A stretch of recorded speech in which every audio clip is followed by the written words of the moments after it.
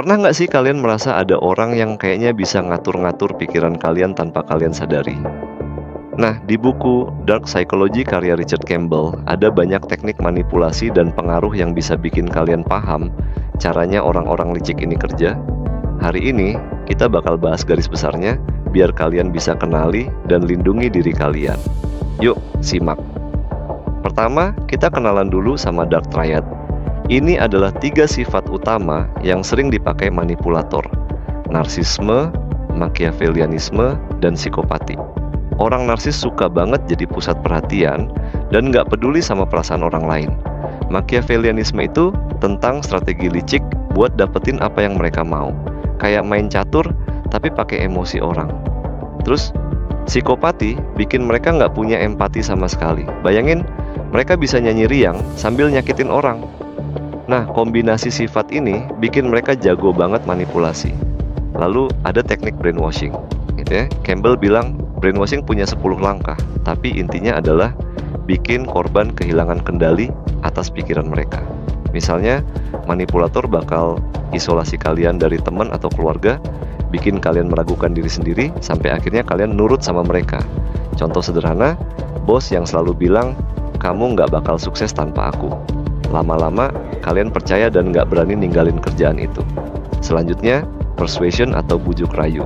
Ini bukan cuma soal ngomong manis, tapi pakai teknik kayak NLP, Neuro Linguistic Programming. Misalnya, mereka ngulang kata-kata tertentu atau pakai bahasa tubuh yang bikin kalian ngerasa nyaman. Pernah ketemu orang yang ngomong pelan, tatap mata kalian, dan tiba-tiba kalian setuju sama dia? Itu salah satu trik NLP.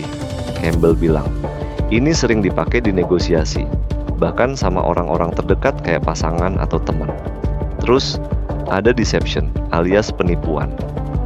Manipulator jago bikin kalian percaya sesuatu yang nggak benar.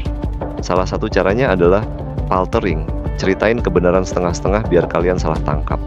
Contoh, teman bilang, aku selalu jujur sama kamu, tapi dia nggak bilang kalau dia bohong soal hal lain. Campbell ngasih contoh dokter yang pamer sertifikat di dinding. Itu bikin kalian otomatis percaya dia kompeten, padahal belum tentu. Ada juga gaslighting. Ini teknik kejam di mana manipulator bikin kalian ngeraguin kenyataan.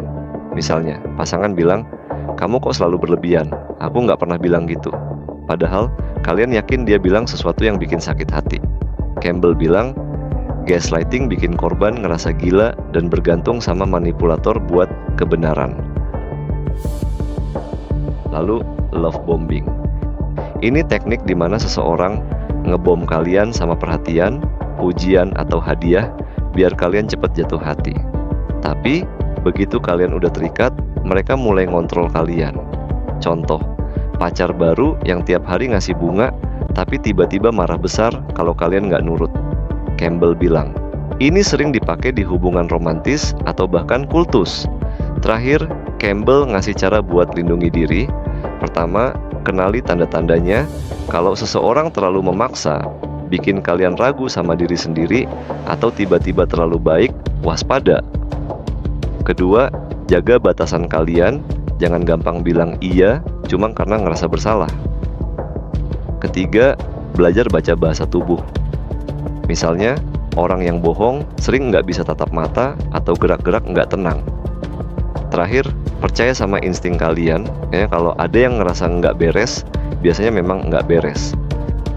Jadi, intinya, Dark Psychology ngajarin kita kalau manipulasi itu nyata dan bisa ada di sekitar kita, dari temen, keluarga, sampai bos. Tapi, dengan paham teknik ini, kalian bisa lebih jeli dan nggak gampang dikibulin. Kalian pernah nggak sih ngerasa dimanipulasi? Tulis di kolom komentar. Dan kalau kalian suka konten ini, jangan lupa like, share, dan subscribe biar kita bisa bongkar rahasia psikologi lainnya. Sampai jumpa di video berikutnya.